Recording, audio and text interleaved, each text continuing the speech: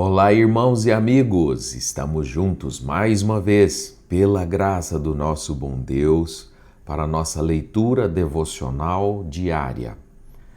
A leitura de hoje depende de umas explicações, pois é um texto difícil, bem denso, mas profundo, muito profundo. E eu te convido para vir e ler comigo Marcos capítulo 7. Pelo menos o início do capítulo hoje, nesta oportunidade.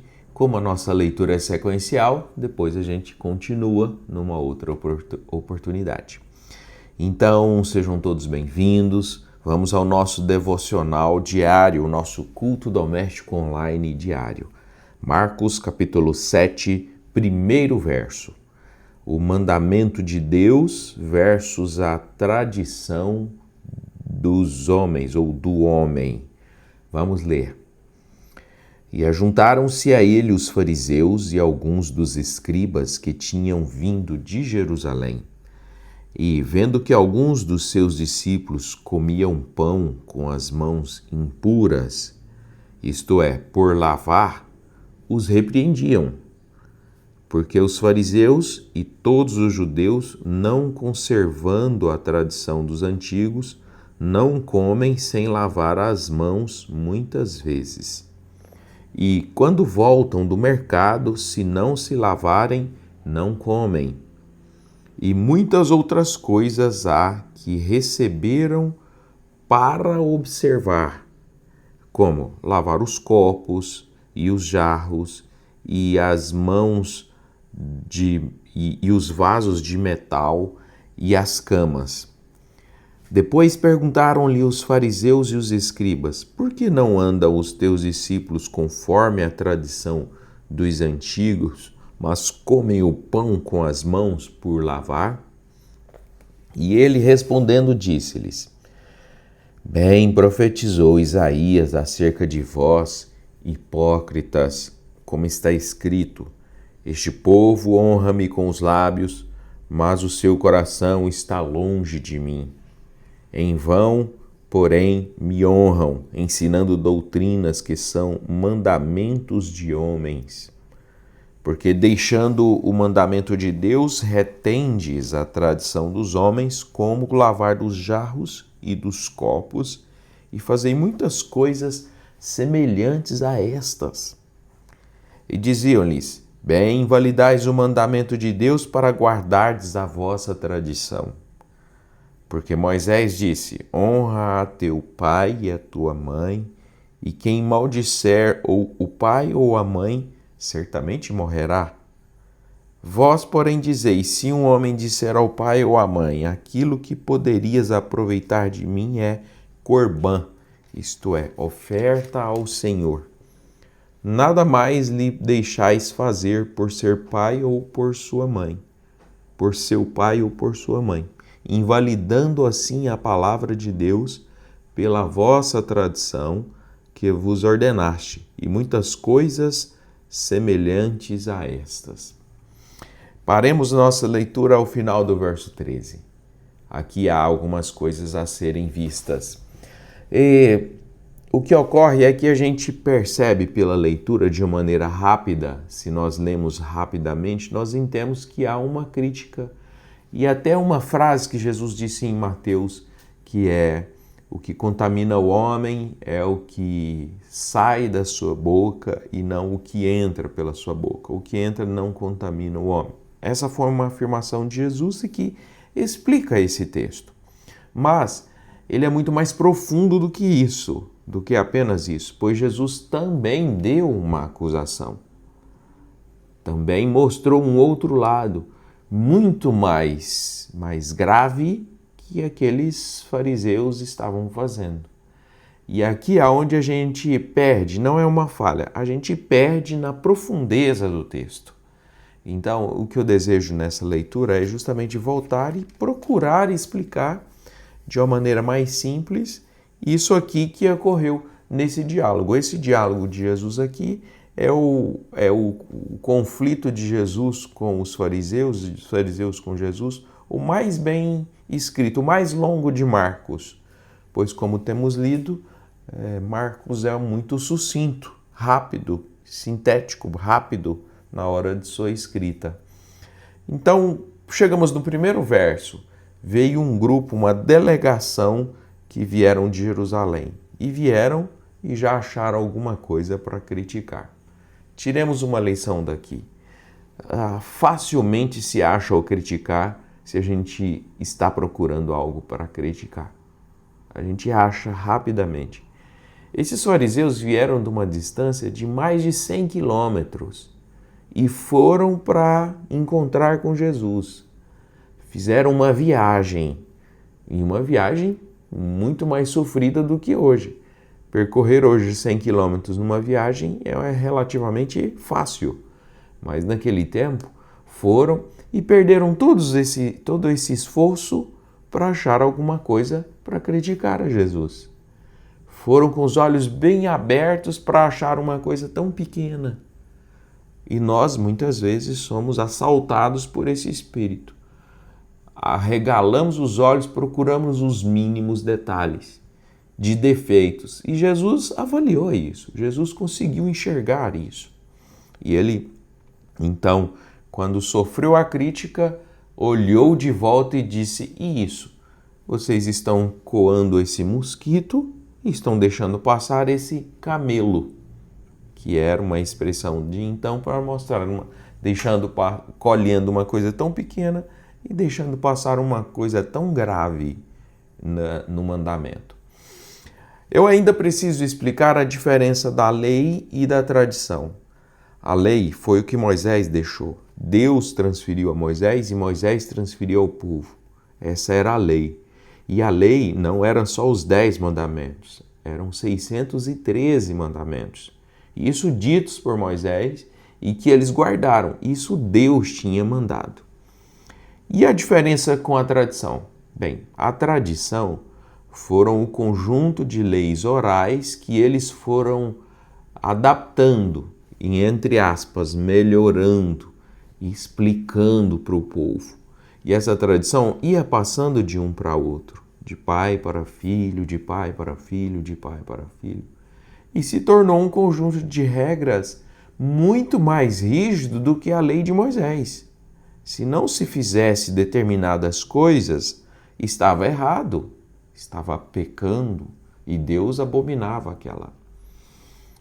Bom, o conflito aqui, em primeiro lugar, é sobre lavar as mãos. E Jesus apresentou também a lei, e a lei era honrar pai e mãe.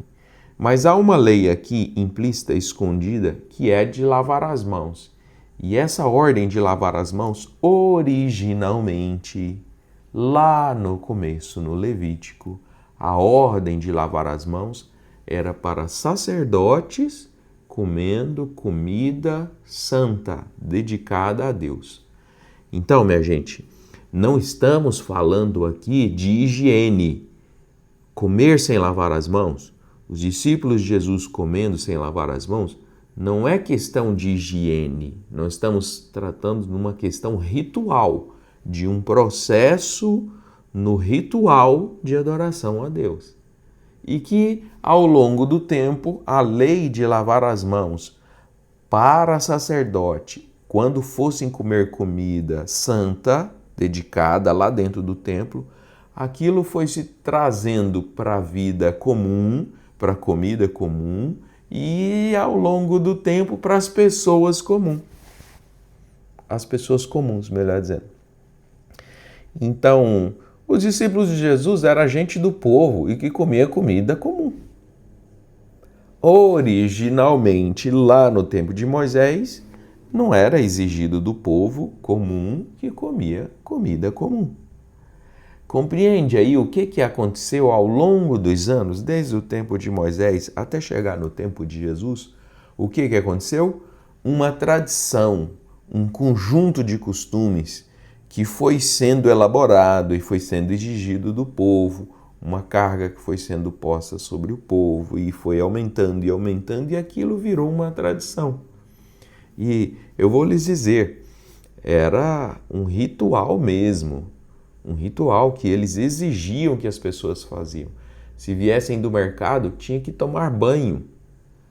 se viesse da rua antes de comer alguma coisa.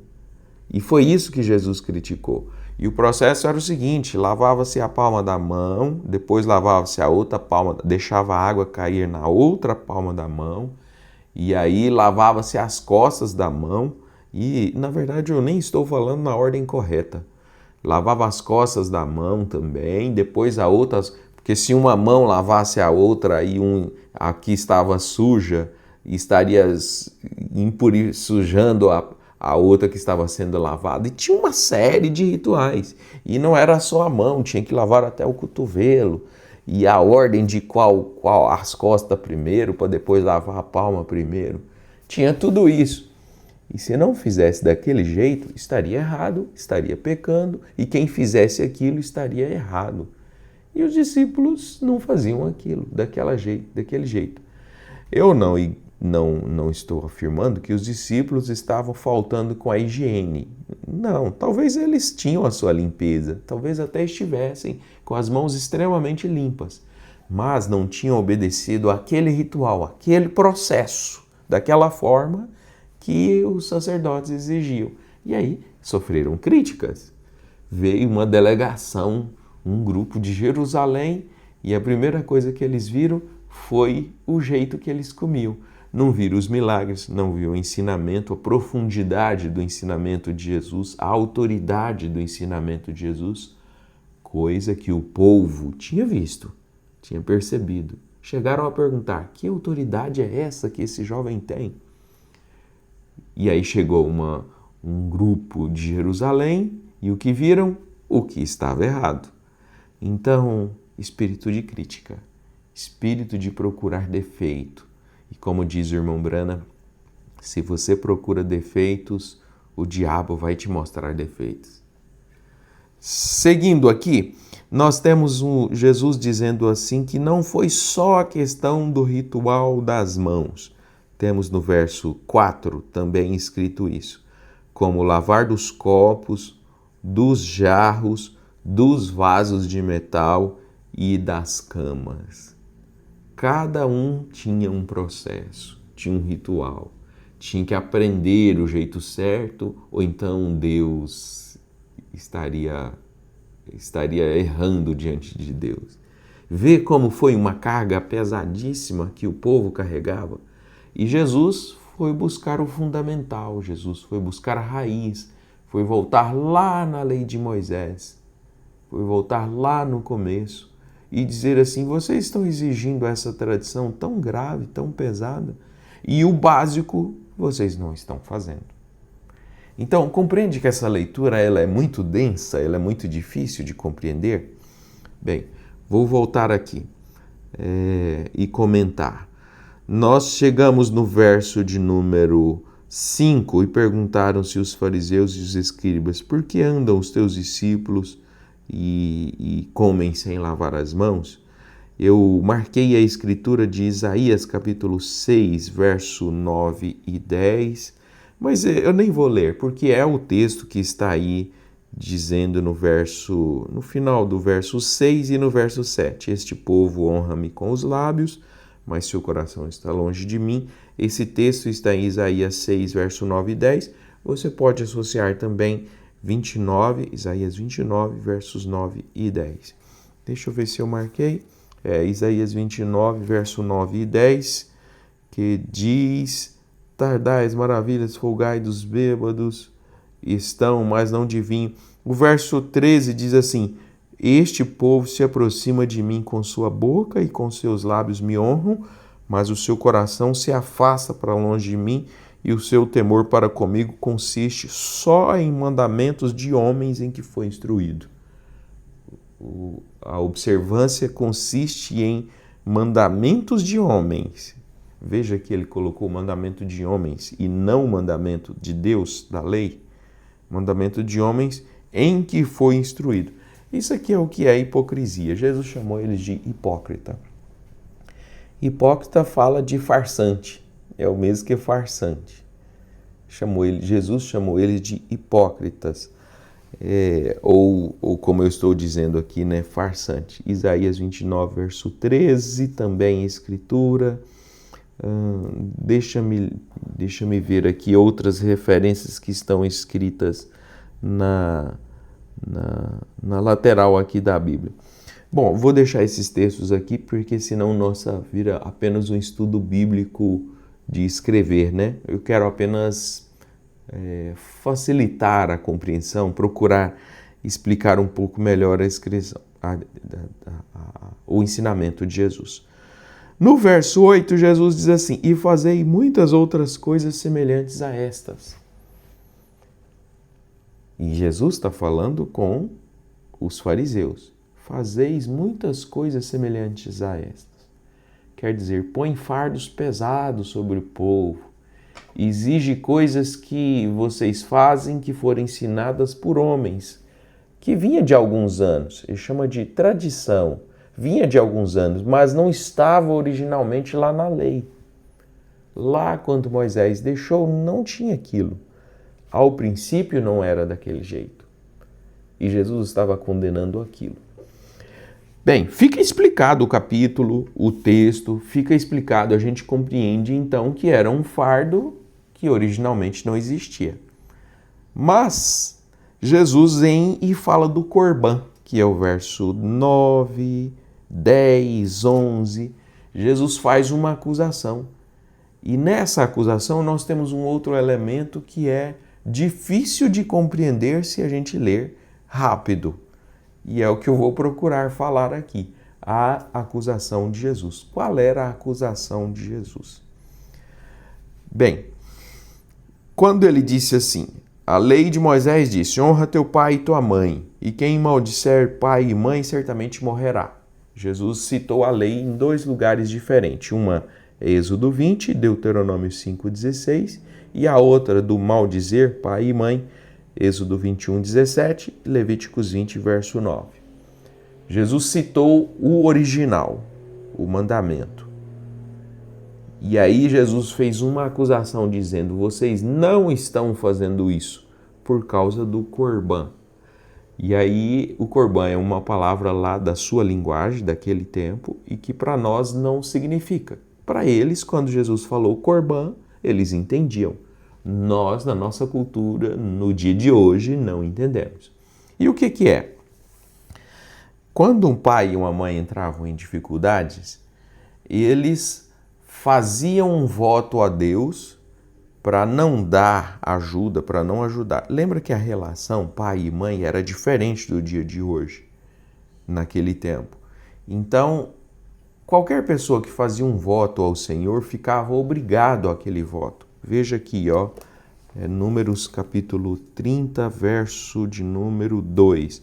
Quando o homem fizer um voto ao Senhor ou fizer um juramento, ligando a sua alma com obrigação, não violará a sua palavra, segundo tudo que saiu da sua boca fará.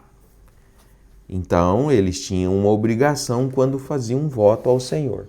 Qualquer voto por qualquer razão, os motivos são muito amplos, e eu poderia te passar uma lista de versos sobre as obrigações do voto.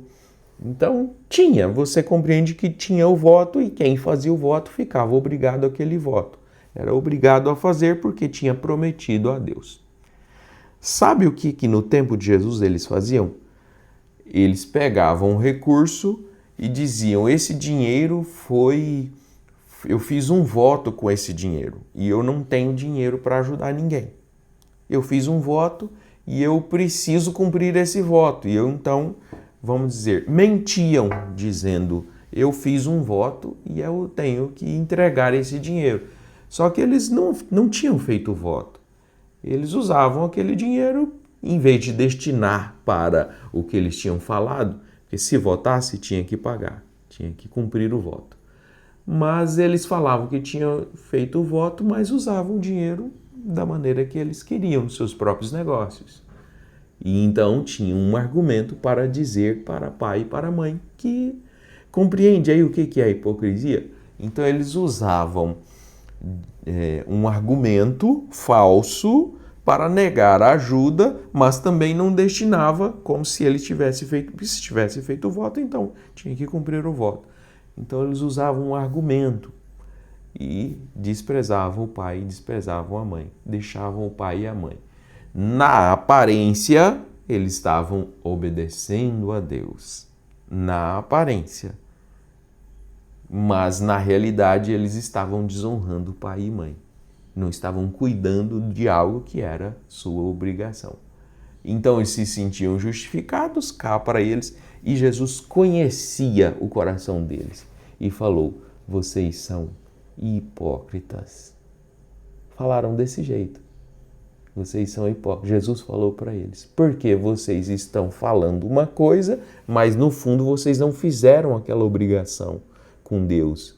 E aquele recurso que era para ser destinado para aquele motivo não era verdadeiro.